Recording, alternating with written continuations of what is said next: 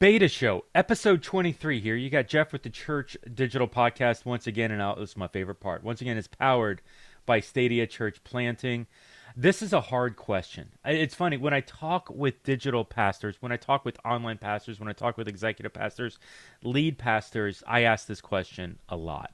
Honestly, and this question didn't come from me. This came from Greg Nettle, president of Stadia. He asked me early on in the COVID season, hey, Jeff, where are you seeing the tangible presence of God move in our churches online? And, it's funny, the first time he asked me that, and he's asked me that actually multiple times. It's not like that's an intimidating question or anything. But when he asks me, the first time I was like hemming and hawing and talking about, reach, talking about numbers of viewers online. And, are we really seeing God move? Do we know enough about these people at that point to even acknowledge and to see that God's moving? We don't even know who these people are when we're watching the online services. And maybe I'm talking about small groups, and maybe I don't want to judge how God is moving in your churches. But what I do want to say is early on in this COVID season, and even now that we're maybe possibly coming out of this thing, the question rises, what does it look like to see God move digitally, to see God move in our churches online, to see God move in our digital only expressions of church? And so I wanted to do a clubhouse. I wanted to bring some guys together because I started hearing some echoes of some major movements of God that were based partially or entirely in a digital space. And so I wanted to ask. I heard a lead pastor literally say the words digital revival coupled together in the same sentence. Like, that's how serious they were. It's, man, God is doing something in our digital space, and we should just step back and watch and continue to join him where he's moving. And so here's what I wanted to do. I brought three pastors, different roles, different expressions into the conversation here. I brought Andrew Bolton, who's from Long Hollow Church in Nashville, and they actually were the ones that utilized this word digital revival and coupled those together in the same sentence. And so we'll talk more about that in a little bit. Tyler Volkers, who's on staff with the Ridge Church up in Wisconsin, as well as Tyler Sansom from from Church Anywhere, which is a digital only church that's coupled with First Capital Christian in Corden, Indiana. Tyler Sansom's no stranger to the podcast, been on a lot. Tyler Volkers and Andrew are new, but are solid in some of the stuff they're doing in ministry, solid in their digital approach. Now, what's interesting is this digital revival, how we're seeing God move. It's not only in the digital space, it carries over into physical, or physical kind of carries over into digital. And so you're starting to see this phygital approach. Yes, I did say phygital. In seeing God move in phygital spaces, physical and digital. So here for the conversation, I'm bringing in Andrew, Tyler, that's Tyler squared, and myself, Jeff, with the Church Digital and Stadia Church Planting, in a conversation that I'm simply calling Digital Revival, or Seeing God Move Phygitally. Okay, everybody, here you go. Yeah, man, for sure. So Long Hollow, we're a church just outside of Nashville, Tennessee, in a city called Hendersonville. We're a multi-campus church. We have two campuses. Then, like everybody else, COVID happened, and we had to go from streaming a service to building a digital strategy in the air while flying the plane at the same time. So I stepped into this role in July from being one of our student pastors for over a decade.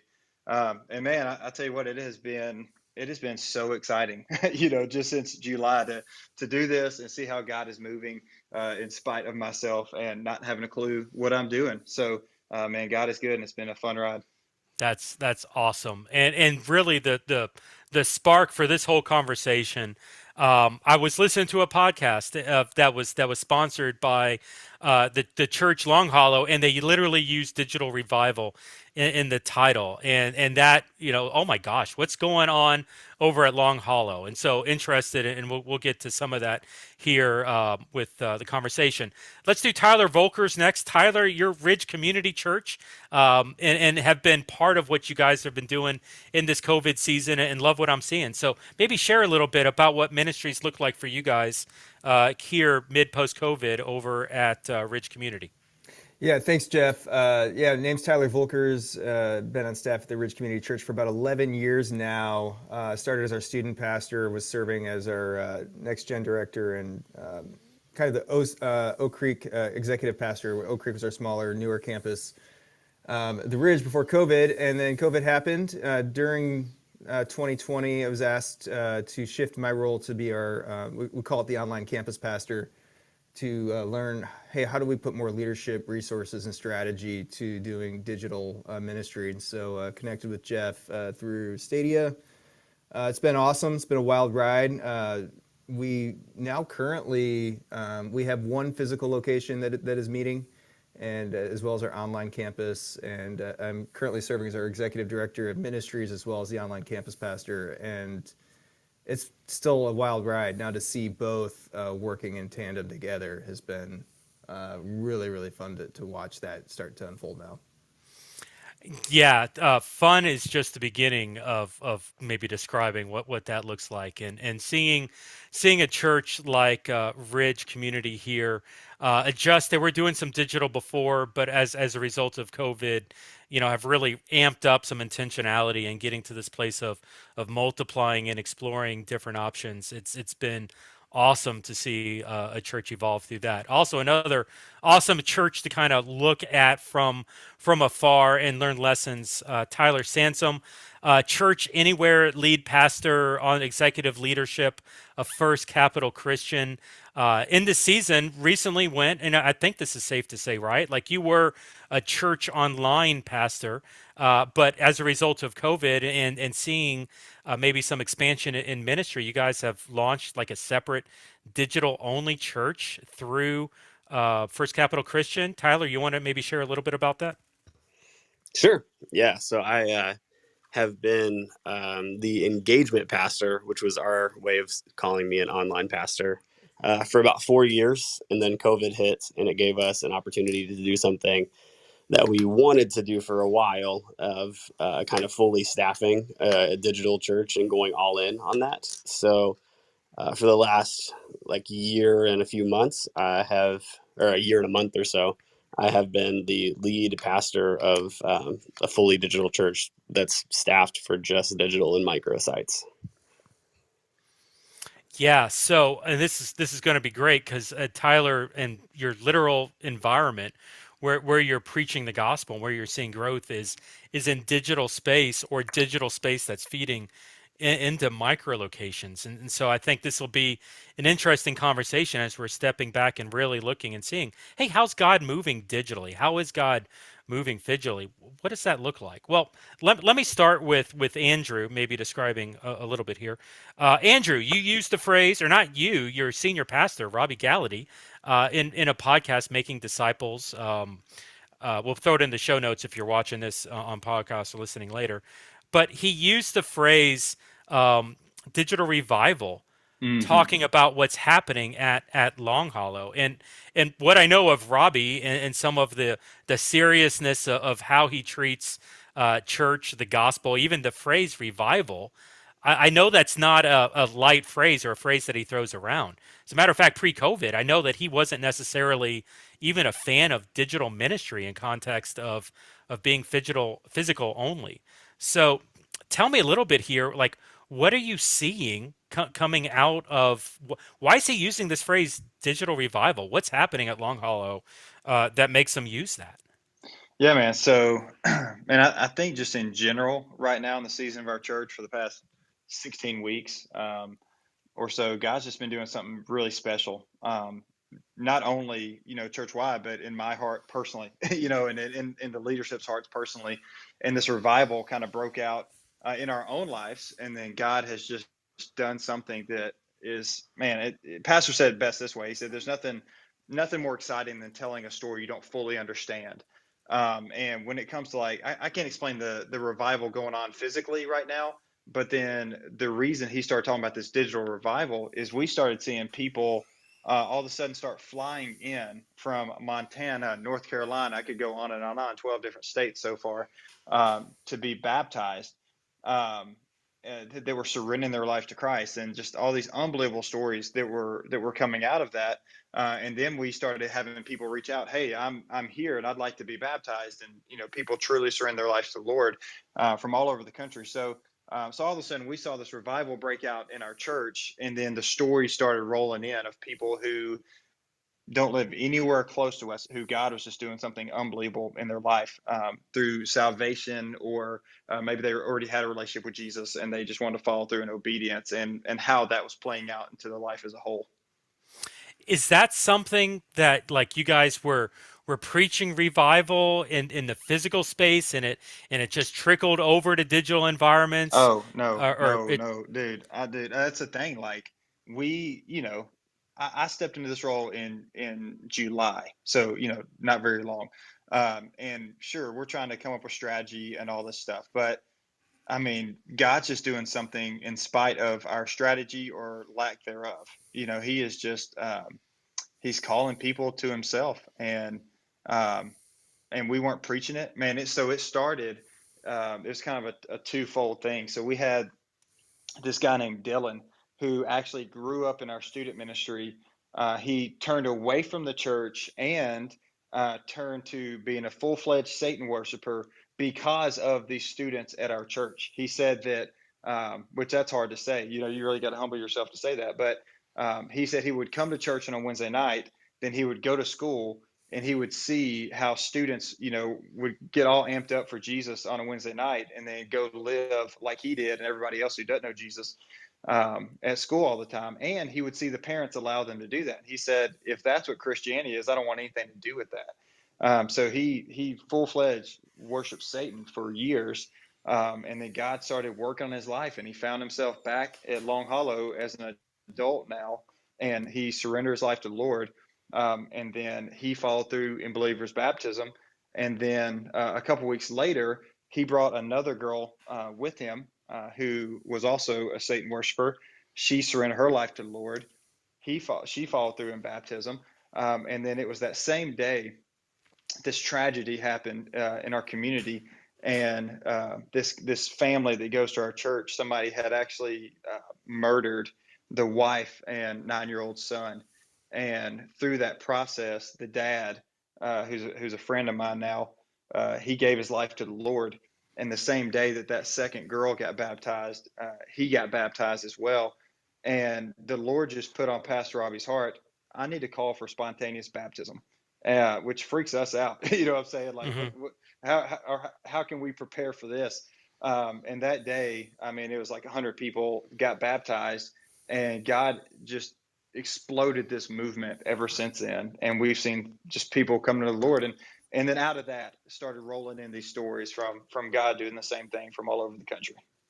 So the physical, I'm just trying to unpack here. The physical baptized at one point a Hmm. 100 people, spontaneous in one service. I'm not going to get into like social distancing and all that. Right. Yeah. I Yeah. don't want to die on that hill today. But so you're seeing 100 people get baptized in physical space, Right. and it's almost like that remunerated on even past the physical in the weeks and months to follow. You mentioned like this is 4 months coming. Right. Hmm. Wow, Yeah, man. that's exciting. So people are is it are people connecting with you through physical services? Is it more like small groups? Is it friends on friends sharing some of that story? Like how are you seeing it actually spread, and how are you connecting with some of these people like you're talking about across the country? Yeah, man. So, obviously, we are trying to be very intentional with our digital community. So, they see me on Sundays before and after service, and then I'm also the person on the phone when they make a decision and they want to take their next step. So they have a pastor that they've connected with. And what really, one of the stories I'll tell you about, this guy named Keaton. So Keaton actually came to the funeral of the mom and the son that I just told you about. And that was his first time ever at Long Hollow. He lives in Indiana, and he came to the funeral and listened to our pastor preach the funeral. And then when he went home, he said, "Man, I'm going to tune into that church again." And when I was talking to him the other day, he said that something about just watching Long Hollow online They hadn't really been in church for a while, and God just really rekindled he and his wife's relationship with Jesus. He said the Lord just lit a fire in him. He said Hmm. he took that excitement and he took it to his workplace where, and he's the owner of one of the largest mining companies in America. So I mean, he's like, it's a big deal to go there and then talk to your employees about Jesus. So he just started talking to one of his employees about Jesus and what God was doing in his own life personally. This guy surrendered his life to the Lord, and then a couple weeks later they drove 5 hours in he got to baptize his employee. I mean, it was incredible. There's a friend of mine named Daniel who lives in Montana. He started watching Long Hollow online. He sent a service to his brother, Dakota, in North Carolina. Dakota surrendered his life to the Lord. Daniel, who had been a believer but never followed through in baptism, he worked it out with his brother where they actually flew in, one from Montana, one from North Carolina, to be baptized together one day. And since then, I mean, Daniel has become just a great friend of mine, and he's joined the church as a member. They live in Montana. He serves with me uh, every single week as a chat host. He's serving with me tonight to pray with people online.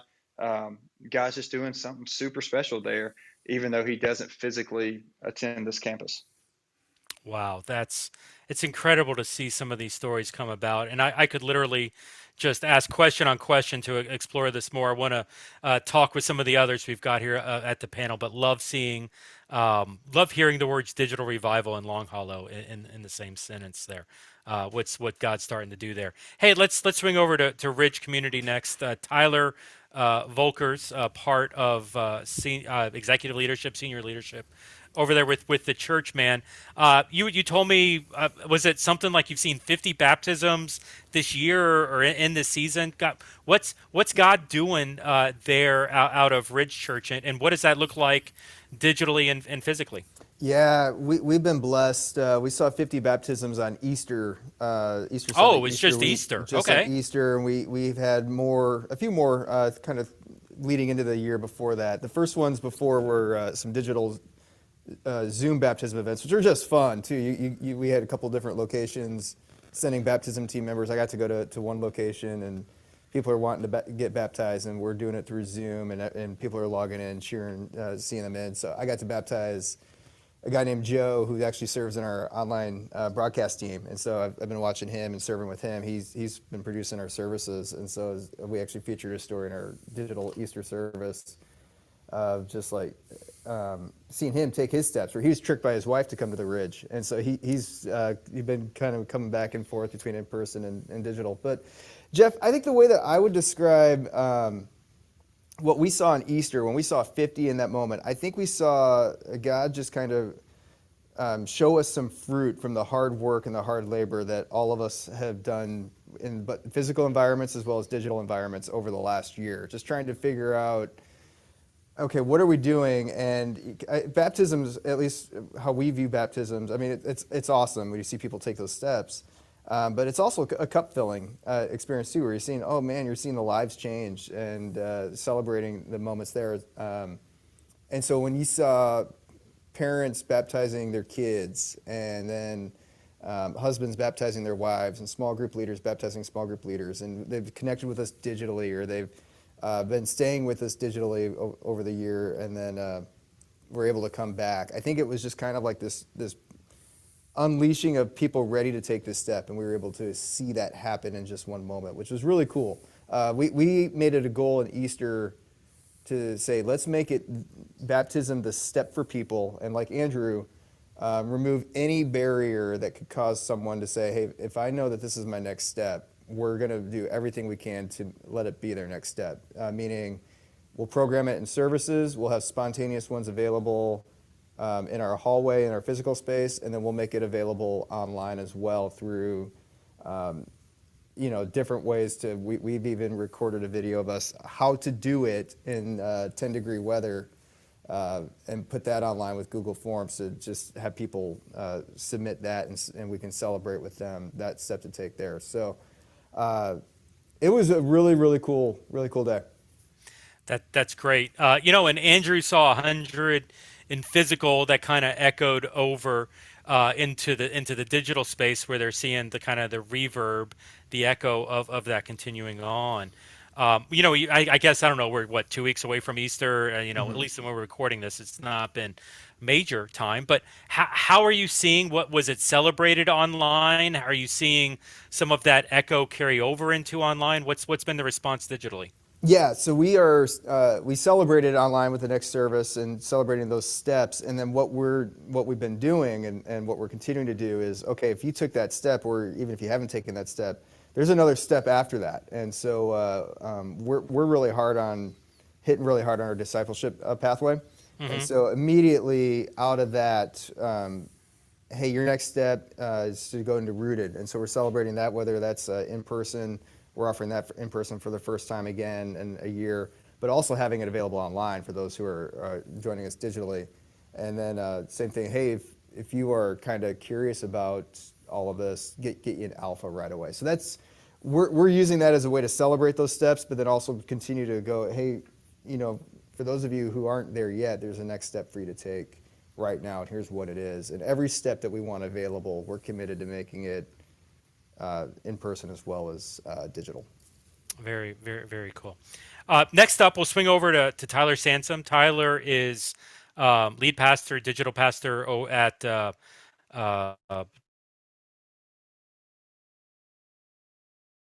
love to.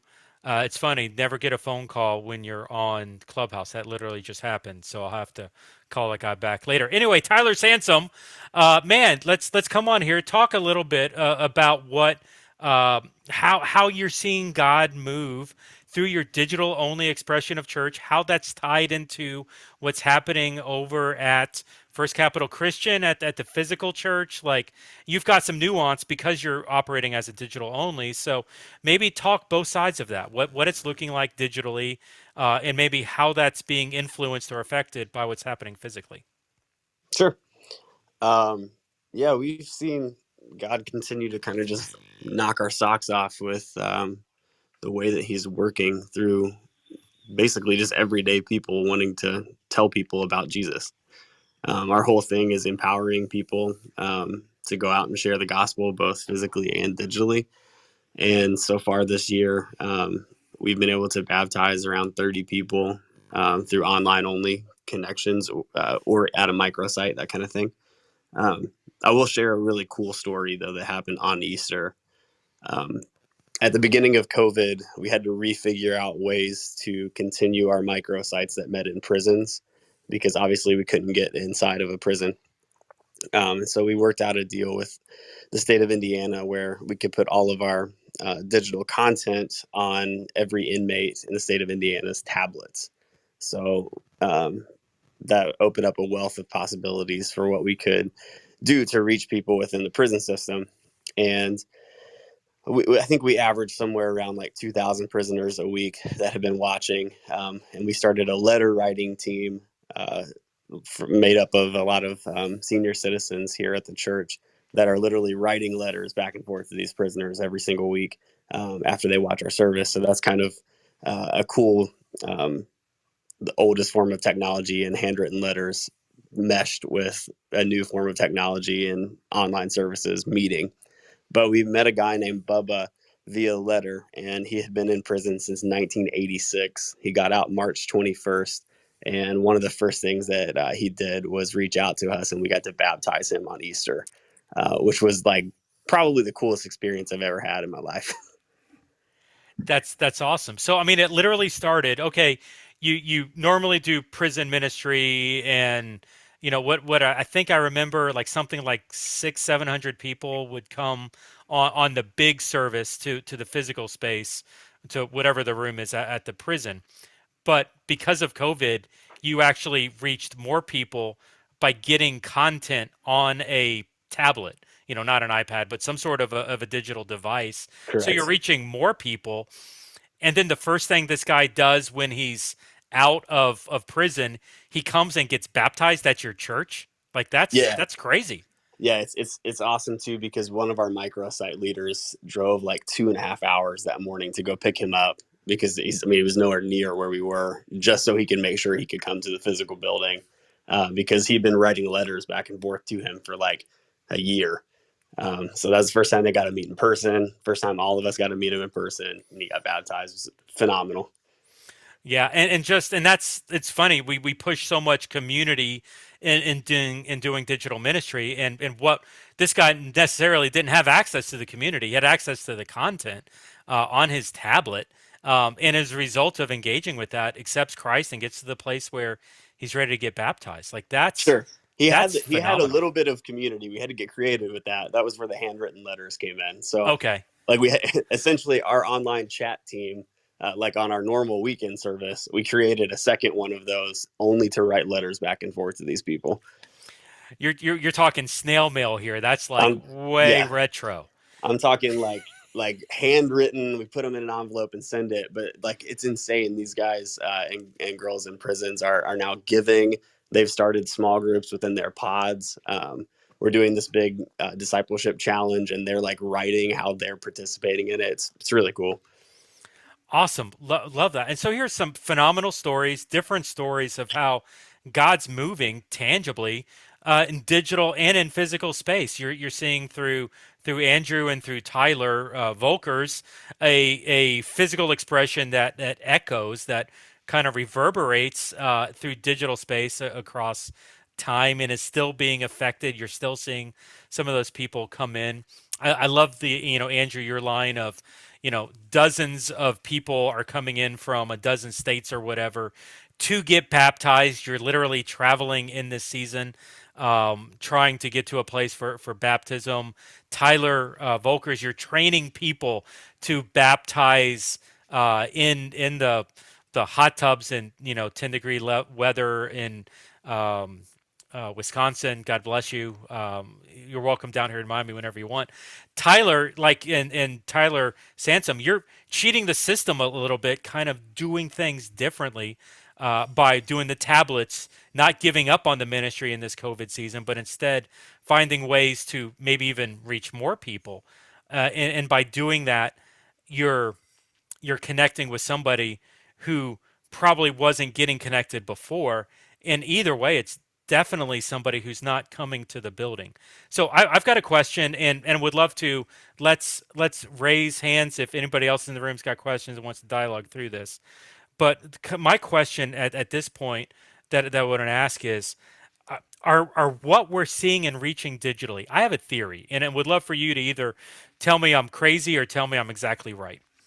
The type of people that we're reaching in digital space oftentimes are not the type of person that comes into a physical building. I had a church planner just tell me recently the story of a guy who accepted Christ over Easter weekend, and he was celebrating the fact that this person was that his digital service that he attended was the first church service this guy has attended in 10 years.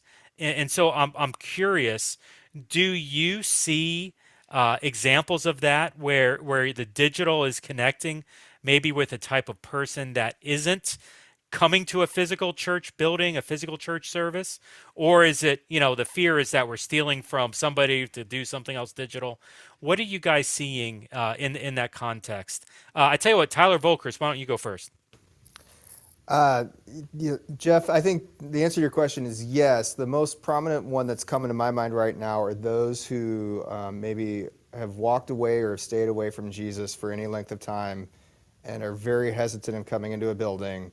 Those are the ones that we celebrate when we connect with them online. A story that I got from one of my, she's one of our chat team members, and she serves in our YouTube chat. And she got a text message from one of her best friends that said, "Hey, I've been secretly watching your services online that you've been posting about, and I kind of want to go in on this Jesus thing. How do I do that?"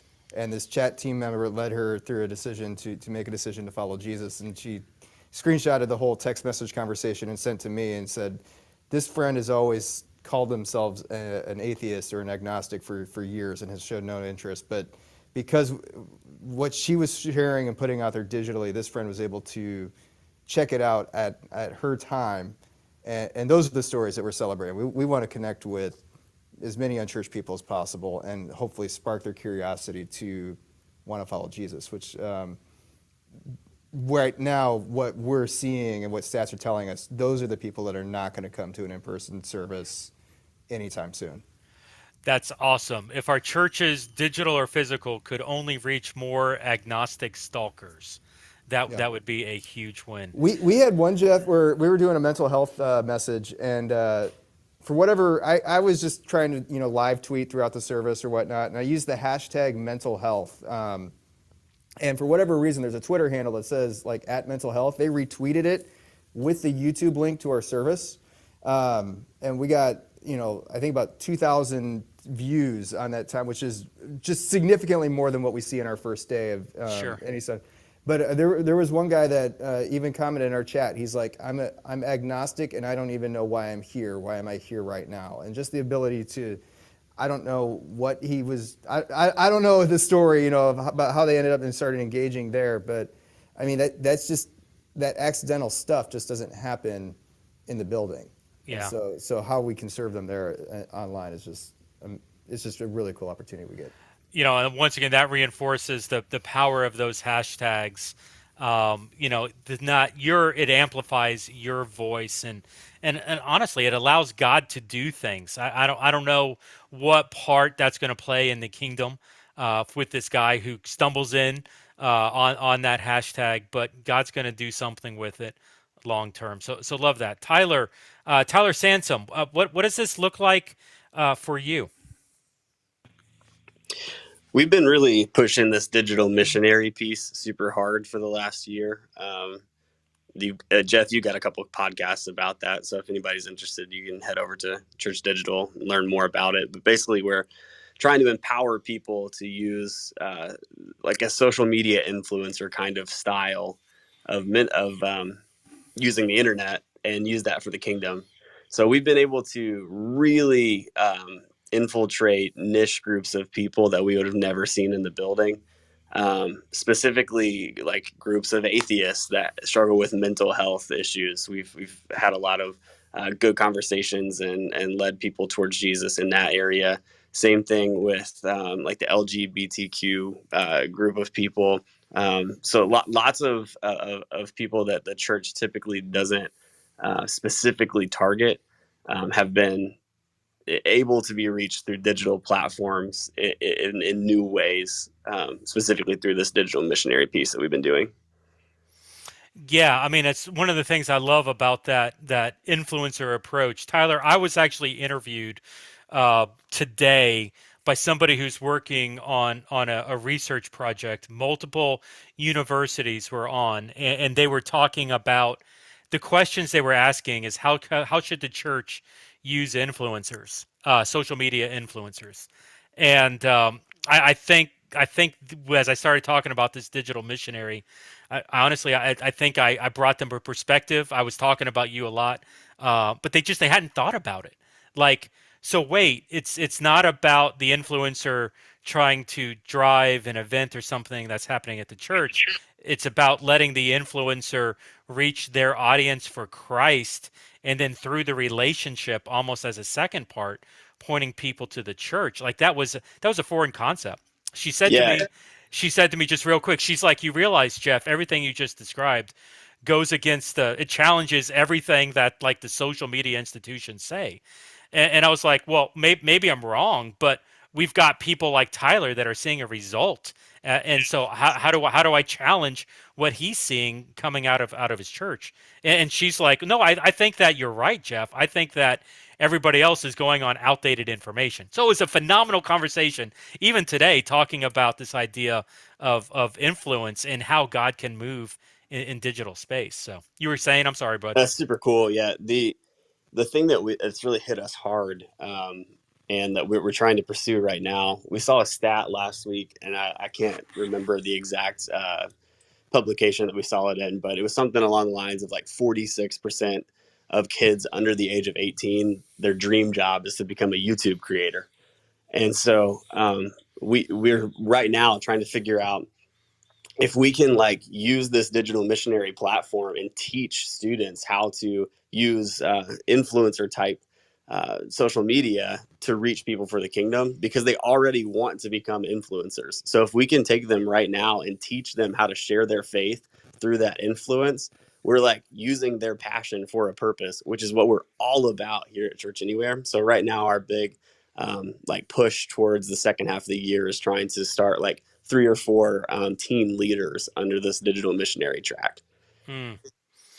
Yeah, I love this idea of training people, and I don't want to like get stuck on the influencer, but training volunteers and through those relationships, empowering others to use their influence, large or small, to reach this different type of person. So good. And once again, I could have a conversation all day just talking about this idea of a digital missionary. I see Angela Craig in the audience. I know she spent a lot of time talking digital missionary as well. No, Angela, I'm not going to put you on the spot and bring you up right now.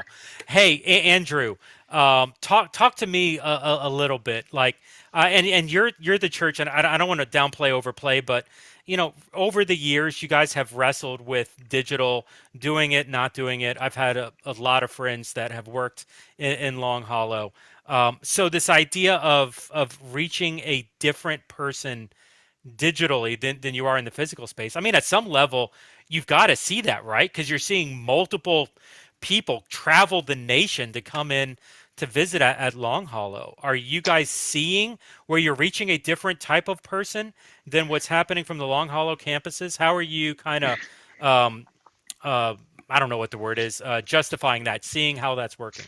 Yeah, yeah. Well, before I get into that, let me just say I've been on mute and I've been over here just getting fired up, listening to what God is doing with you guys and through your churches. So it's just so awesome to hear. But man, I'll be honest. Like Long Hollow is a bit of, I don't know. It's just maybe a different place with, if you know Pastor Robbie and you know his testimony and you know his story and his history with drugs and alcohol and the heroin and all this stuff, right? And then his radical conversion.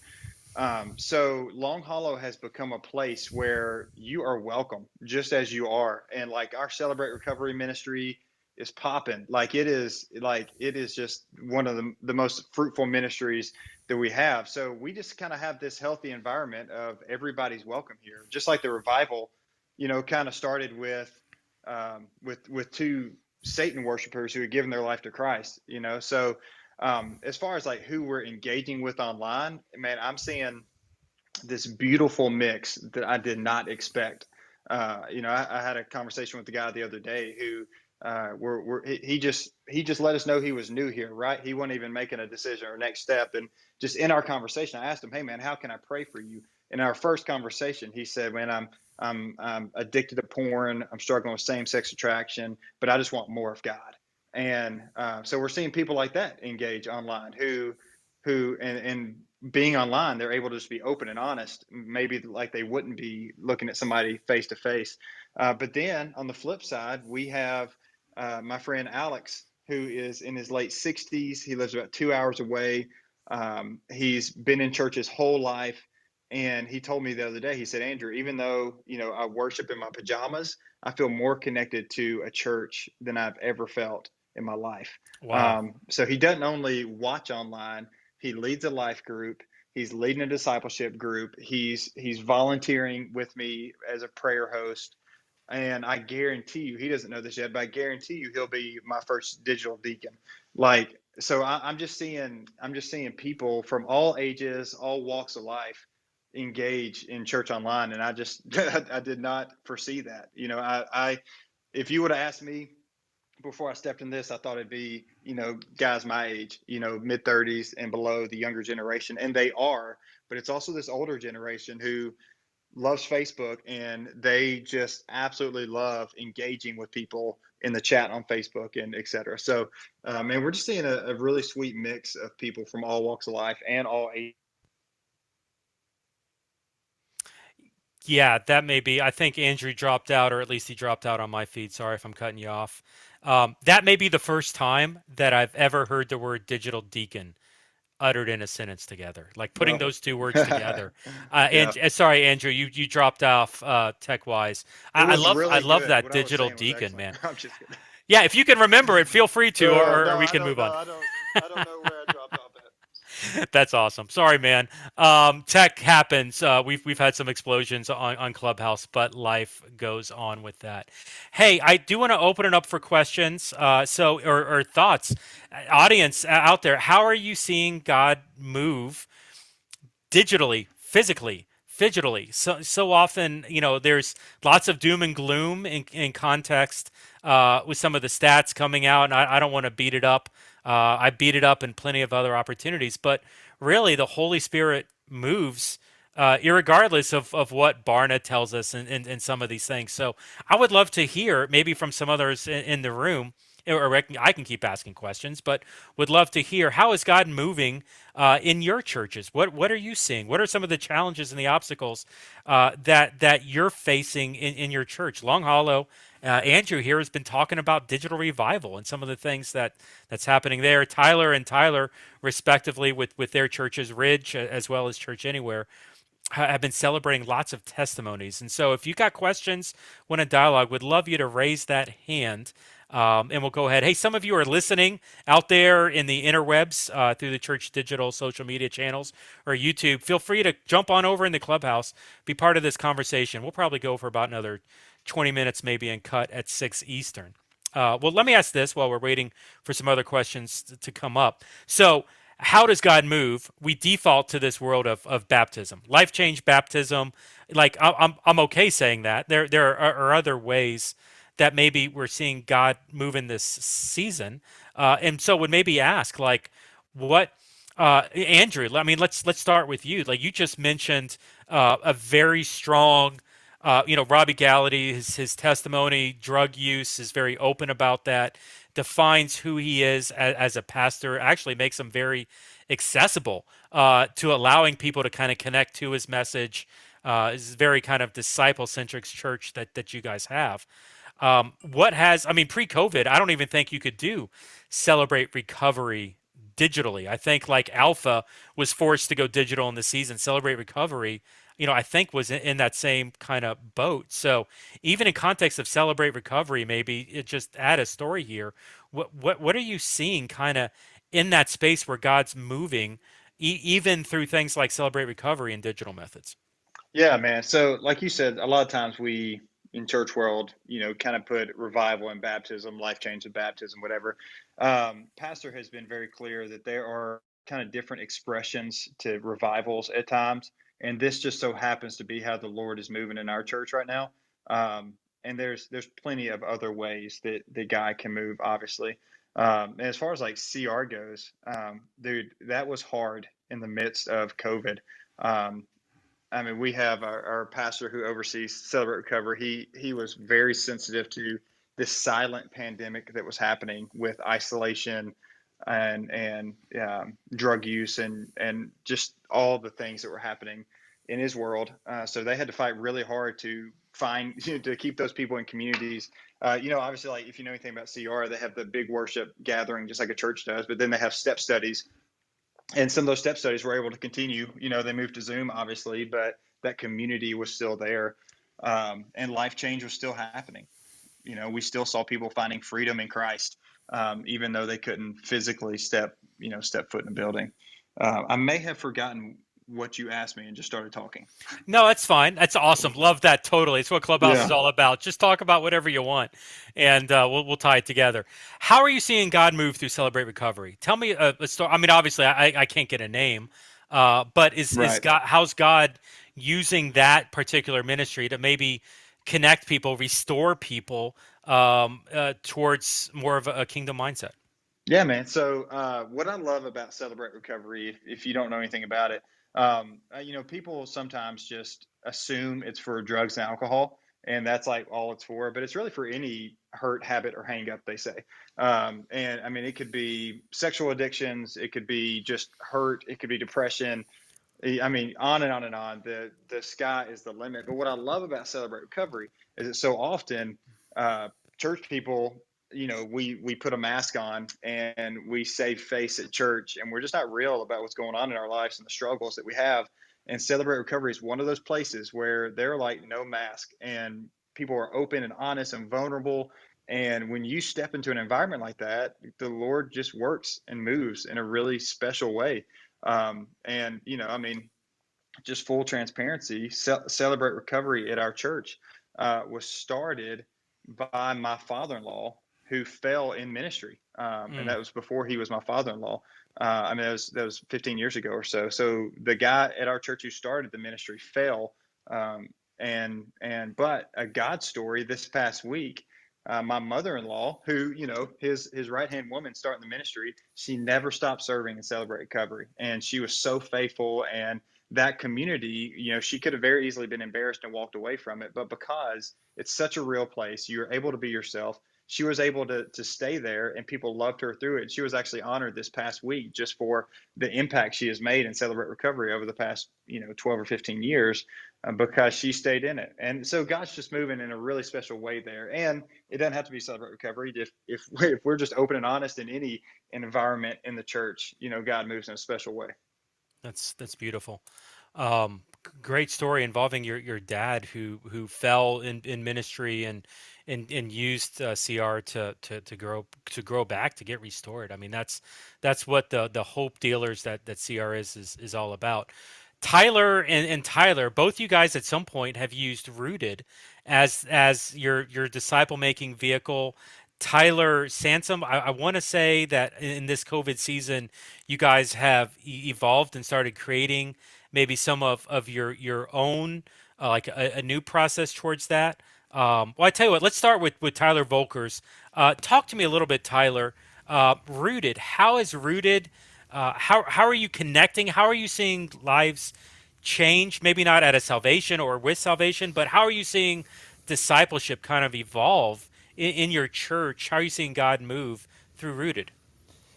Great question, Jeff. I think the biggest thing that COVID taught us was that our discipleship process was really mostly focused on programs and mostly focused on getting people in an in-person environment, which not all of that is a bad thing, but when it's dependent upon that, you're going to run into problems real quick, which we did when we had to go digital only. And so we decided we needed to flip our process and our pathway to be more spiritual stage focused. And so rather than trying to get people into an event or an after party, their first step, I mean, I almost feel somewhat embarrassed saying this out loud. Our first step for people really should be leading them to follow Jesus and make a decision to follow Jesus. And so when we really streamline that to point to making that the North Star, then pointing them to Rooted, which for us is the perfect way to begin to get them into our discipleship process for what we would want for anyone going through the Ridge. And so that's our goal. And so we're seeing stories of people. I mean, they're going through it and doing exactly what you would hope for them. They're connecting with lifelong, faith building friends, either online or in person. They're joining serving teams. But the thing about Rooted that just makes it really special is just the deep soul work that you almost do, where you're identifying strongholds and you're identifying lies that the enemy's put into you, and you're replacing them with God's truth, and you see the life transformation that way. I'm thinking of an individual in my group right now who's going through Rooted, but he's also in part of my Ridge group, and I don't want to share his name out loud, but I know he was in rehab about 2 months ago, dealing with some dependencies, and now we're watching him go through Rooted and taking steps, knowing Jesus, following Jesus, and is so committed and so faithful. And you almost see it in his face, even through Zoom right now. You're seeing it, like the life changes happening in this man, and it's just awesome. That's beautiful. It's funny. We're hearing stories.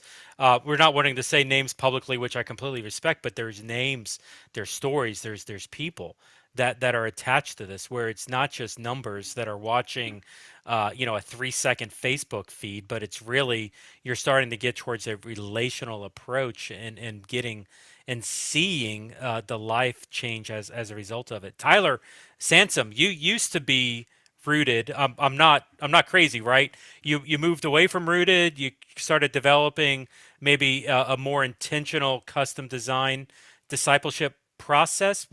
What does that look like for your church? That was in this COVID season, right? I don't want to make stuff up here. Yeah, that was. So we used to do Rooted. Love it. It's really, really good. Um, but we have kind of moved away from that to more of a kind of go along with our sermon series approach. We hired a Phygitally pastor back in probably January, and his main goal is to Phygitally disciple people. So taking current um, sermon series topics, things like that, and figuring out ways to online and in person help people take one step closer to Jesus every day with that topic. Mm. Right now, we're in the process of developing an app. It's going to be called One Step Closer app, and it's literally just a way that we can send reminders and have content available for people to engage with and interact with on their app, of one step closer to Jesus every day. It'll have a communal aspect to it as well, so we're going to do all of our small groups through that app, and I'm really excited about it. I think it's like a really, really good next step for discipleship in a modern age. I got to tell you, we're gonna have a side conversation. I've had more interest in the past 2 weeks with people asking like what the church mobile app should be, or is the church mobile app necessary? And I describe to them essentially what you just talked about, and they're like, "Oh, that's it. That's what we got to do." So once again, Tyler, you're ahead of the curve, even developing some of this stuff out. But and it's through things even like the community aspects within that mobile app where you're starting to get names, you're starting to get connected, in relationship with people. And I want to suggest, like, even as our churches that are listening here in the audience, or listening on podcasts or streams or whatever, if we're wanting to see God move at some level, I think there's a context where we got to know the people that we're reaching, that we're trying to connect with, that we're trying to share. We recently did a podcast conversation here with the Beta Show, man, maybe a couple months ago, sometime in 21.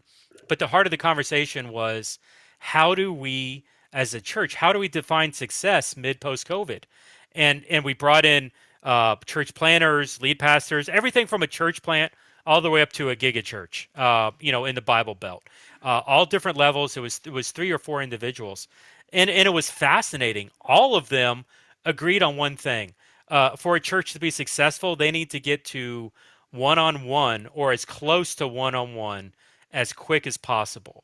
And as we're doing things in digital space, as we're doing things in physical space, as we're existing phygitally, trying to operate in both hemispheres, um, I really think that's the heart of this.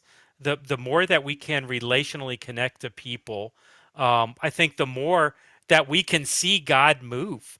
Now, I think God may be moving as a result of it, and I've had situations, and I don't know about you, but I joke even with my own church in this COVID season, where they get really excited because all these people accept Christ on Sunday through the church online platform by clicking on the hand raised icon at the appropriate time. And I'd have to tell my church, hey, like 4 or 5 of those times, to be honest, it's my daughter who's just really excited clicking the link.